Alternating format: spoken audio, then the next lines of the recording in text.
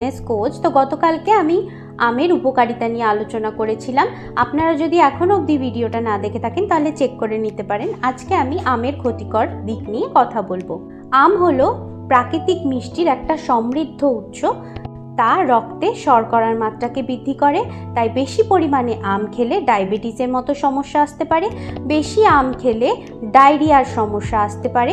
এছাড়াও যাদের অ্যালার্জির সমস্যা থাকে তাদের অ্যালার্জির সমস্যাকেও বাড়িয়ে দিতে পারে।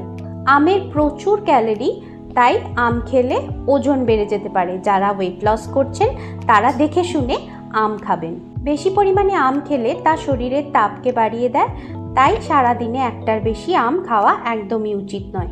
আপনি যদি সারাদিনে একটা আম খান তাহলে আপনার শরীরের কোনো ক্ষতি হবে না, কিন্তু এই কাজটা করা অত্যন্ত কঠিন, কারণ আম এতটাই সুস্বাদু যে নিজেকে কন্ট্রোল করা খুব মুশকিল হয়ে যায়। কিন্তু নিজেদের স্বাস্থ্য